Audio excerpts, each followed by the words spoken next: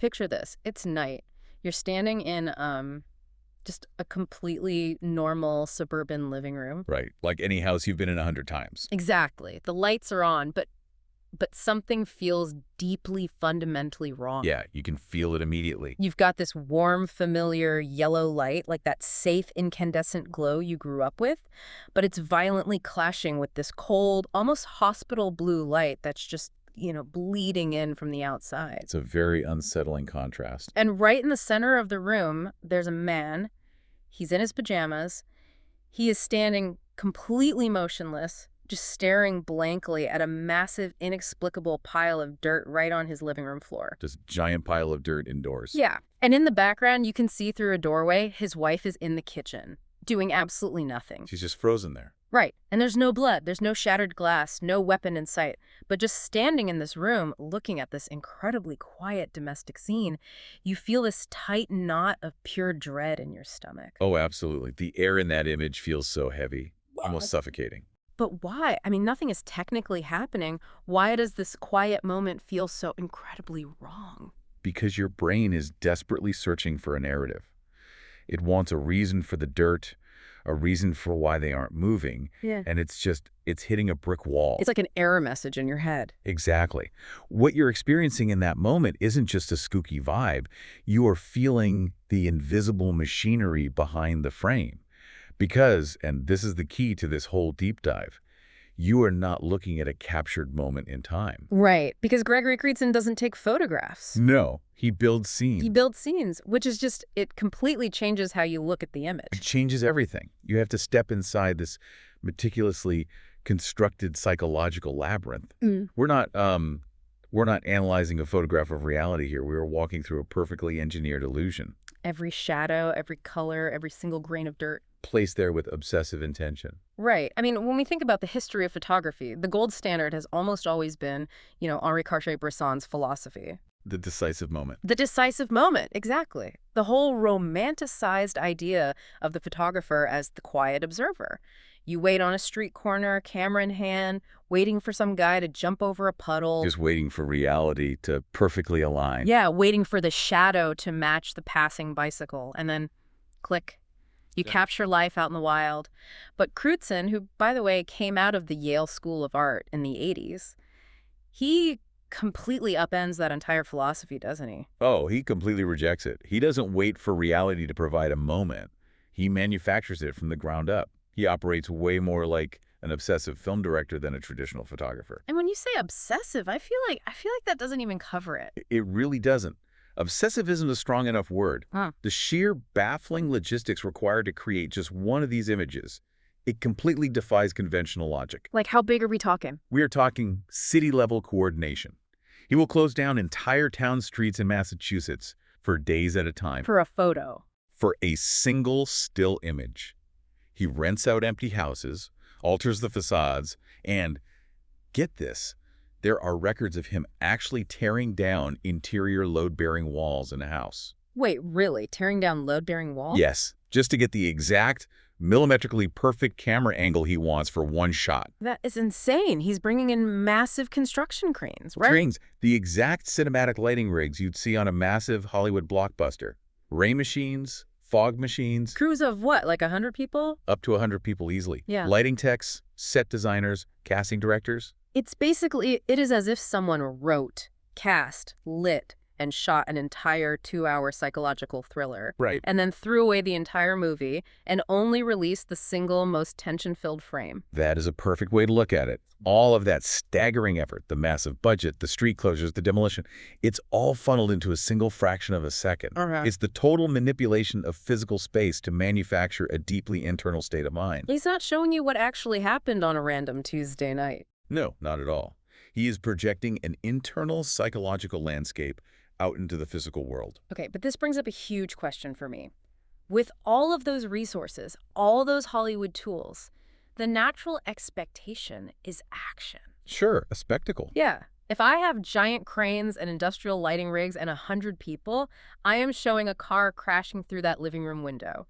Or, I don't know, a screaming argument in the street. A house burning down. Right. But he takes all of those immense resources and uses them to show, well, if we look at his Twilight series, he shows a pregnant woman sitting entirely frozen on the edge of a bed while a taxi just waits outside in the rain. Nothing happens. Exactly. Why spend hundreds of thousands of dollars to construct absolute inaction? Because an explosion is a closed loop. What do you mean by that? Well, the human brain is evolutionarily wired to identify threats, right? To categorize them and resolve them. If a car crashes through the living room, your brain instantly processes the narrative. Like, okay, car crash, danger, call an ambulance. Exactly. It identifies the danger, concludes an ambulance is needed, and the file is shut. The tension actually dissipates because the narrative is clear. Yeah. But that inaction, the pregnant woman frozen on the bed, the taxi idling in the rain, the sheer silence of it, that is an open loop. And the brain absolutely hates a vacuum. Oh, I see. Because nothing is happening, your subconscious is forced to step in and fill the void. Yes. And because the mood he creates is so incredibly eerie, your subconscious inevitably writes the darkest possible script. You start asking, like, is the woman in the taxi leaving her life behind? Did she just get terrible news? Is she paralyzed by a fear she can't even articulate? By withholding the action, Crewdson forces you to become the co-author of the horror.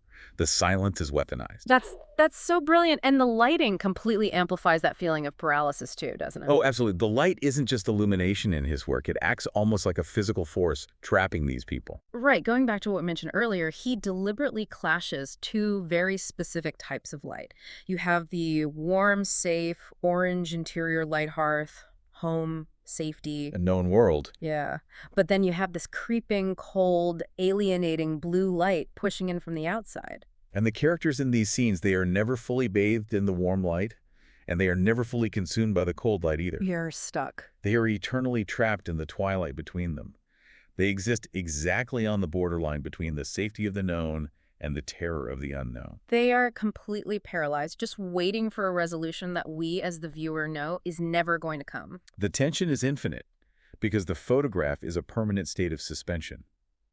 You are staring at a moment right before a decision is made or right after a devastating realization, but you're denied the release of the action itself. God, that's heavy. And what's wild is what happens when he scales that up. Like taking that exact formula of paralysis and expanding it. You're thinking of the Beneath the Roses series. Yes. When he moves out of the living rooms and into the streets, the scale just explodes. Right. We aren't just looking at individual suburban moments anymore. We're looking at an entire neighborhood operating under the same suffocating silence. He essentially takes over entire towns to map out this psychological landscape on a macro level. Yeah. The production design becomes almost godlike. It really does. Like, picture this one scene. A wide, snowy suburban intersection at dusk. On the far left side of the frame, yellow light is spilling out from the windows of a house. But on the far right side, there's a car sitting right in the middle of the street. The engine is running, the headlights are cutting through the snow, and the driver's side door is just left wide open. And then the people. Right. A man stands aimlessly in the middle of the snowy street, and a woman stands far away on the porch of the house. Your eyes physically have to travel across the width of the image to take it all in. The space itself becomes this active element of the composition. It feels like looking down at a sprawling dollhouse of modern alienation. You have the man, the woman, the running car. They're physically in the exact same frame, but it feels like there are absolute oceans of distance between them. Like they're in entirely different universes. Yes. Why does it feel so disconnected? Well, by utilizing a wide-angle cinematic lens, he adopts this omniscient viewpoint. We are elevated, right? Yeah. Looking down at this sprawling scene. Expanding the physical space makes the emotional disconnect violently visible. It's not just a sad portrait anymore. No, it's an entire town built from the ground up to showcase profound systemic isolation. The physical space is basically a direct translation of the psychological space. Like the running car with the open door, that implies an emergency, right? A sudden, desperate departure. Absolutely. But the man is just standing there in the snow. The woman is just standing on the porch. The disconnect between the implied urgency of that open car door and the actual frozen inaction of the human beings, it literally makes you want to scream. The silence out there in that vast, snowy intersection is deafening. You're looking at a micro-level breakdown of the social contract. Yeah. The inability to connect, the inability to act projected onto an entire town. Okay, but wait. I'm stuck on something here. What's that? We just established that expanding the space, creating these vast empty streets, is what generates that intense feeling of isolation. Right. But then you look at his later series, Cathedral of the Pines, where he drastically shrinks the scale down. He strips away the cranes and the closed-down streets and puts us inside a small, dim bedroom. And somehow, it's worse. Oh, it's so much worse. It is. Picture this tiny room. A woman in her underwear is sitting on the edge of a bed. Her shoulders are slumped. She's staring blankly at the floor. Right behind her, mere inches away, a man is looking out a small window into a dark, looming pine forest. So physically close. Yeah, they are right next to each other. Yeah. So why does putting them closer together in a smaller space make the scene feel infinitely more terrifying? I mean, the door is right there. There's no running car in the snow, no physical danger. It's because out on the wide street, both you as the viewer and the characters within the scene have an illusion of escape. An illusion? Yeah, you can look away from the aimless man. You can look at the sky. You can look at the distant houses. You can distract yourself with the vastness of the environment. The space gives you a psychological buffer. Oh, I see. But in that small bedroom, there is absolutely nowhere to hide. You are locked in a cage with the character's internal trauma. So the proximity doesn't create intimacy, it amplifies the alienation. Exactly. The physical closeness of the two people highlights the massive vastness of their emotional distance. He's standing right behind her, but they can't reach each other. Wow. The danger in this space is no longer the spooky outside world.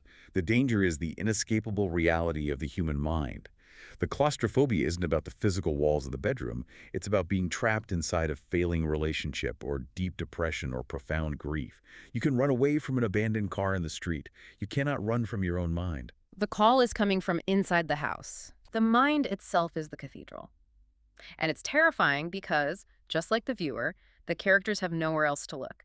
The pain takes up the entire frame. He strips away the buffer of the outside world and forces you to sit in that concentrated trap with them. But see, this level of meticulous control, dictating the exact fold of a curtain, telling 100 people to adjust the hue of a street lamp, he's the ultimate puppet master of these suburban nightmares. Very much so. Which is why his sudden shift in methodology feels completely jarring to me.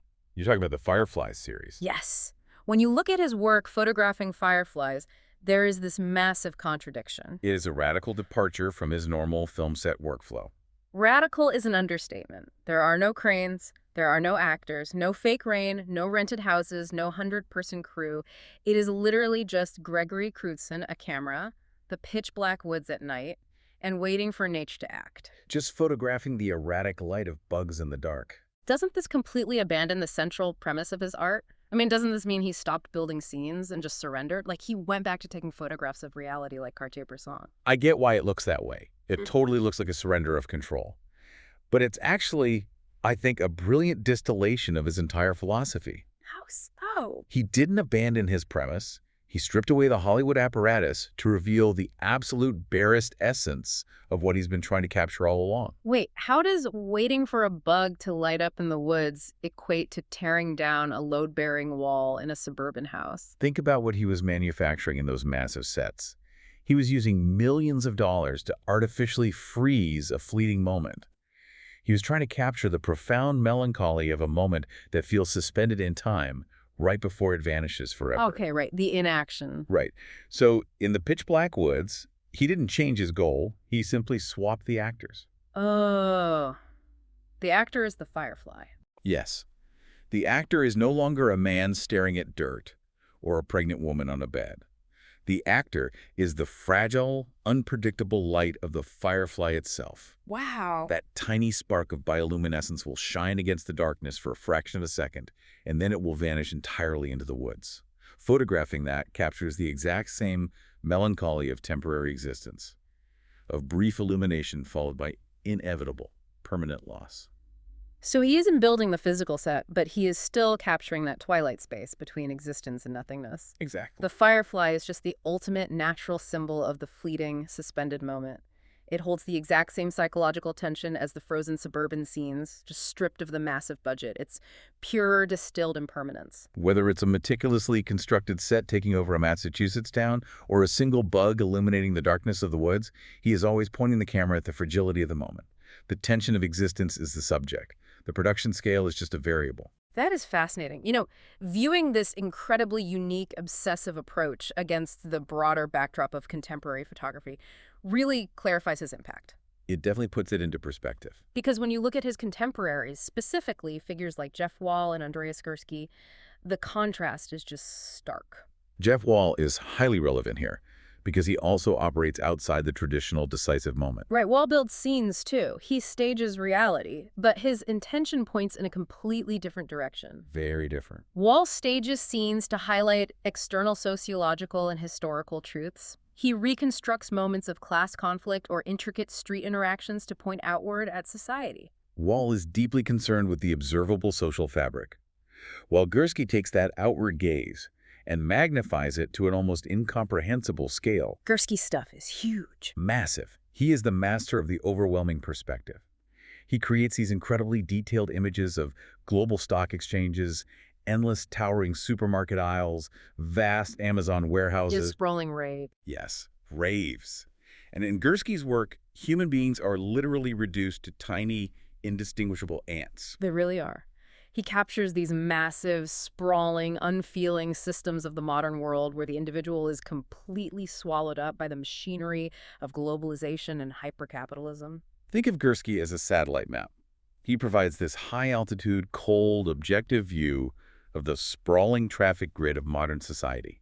He shows you the massive infrastructure that dictates how millions of people move and operate, entirely ignorant of their individual humanity. So if Gursky is the satellite map showing the entire cold traffic grid of the modern world, then Crewdson is the dash cam locked inside just one of those idling cars, staring at the silent, tense couple sitting in the front seats. That is the exact distinction. Yes. Gursky maps the external systemic machinery of the modern world. He shows us the cold, unfeeling structures we're forced to live inside. Crewdson maps the internal psychological wreckage that living in those structures produces. He takes these entirely invisible feelings, the knot of dread in your stomach, the systemic alienation, the terrifying inability to communicate with the person sitting inches away from you, and he physically builds them into a three-dimensional space. He makes the invisible weight of the modern mind tangible, architectural. You can literally walk through the dread in a Crewdson photograph. Both photographers are documenting modern alienation, but from opposite ends of the telescope. Gursky shows us why we are alienated from a macro distance. Crewdson forces us to sit in the living room with the alienation itself, breathing the same heavy air. Gregory Crewdson does not take photographs. He builds incomplete scenes that fundamentally demand the viewer's active participation to finish. The horror, the tension, the dark beauty of his work, it doesn't actually exist on the photographic paper or the gallery wall. The image is merely the catalyst. Exactly. The actual art happens entirely inside your brain. You are the one who looks at the man staring at the pile of dirt and decides whether a terrible crime has occurred or if the man has simply lost his grip on reality. Crewdson just provides the perfectly lit, extremely expensive prompt. Right. You are the one trying to solve an unsolvable mystery, projecting your own deepest anxieties onto the blank spaces he leaves behind. He builds the stage, but your subconscious writes the tragedy. Think about your own deepest, most silent, tension-filled memories. We all have them stored away. Those moments sitting in a parked car late at night or standing in a kitchen where no words were spoken, but the air felt impossibly heavy. The twilight moments of your own life. Exactly. Ask yourself, are those memories in your head truly objective recordings of what actually happened in that room? Or over the years, has your own mind acted exactly like this artist? Has your subconscious been quietly manipulating the light in that memory, freezing the people in place, and building a highly constructed fictional scene out of your own unresolved fears and desires? It's a haunting thought. It really is. Next time you catch yourself staring blankly into the middle distance, ask yourself, are you remembering a moment or have you built a scene?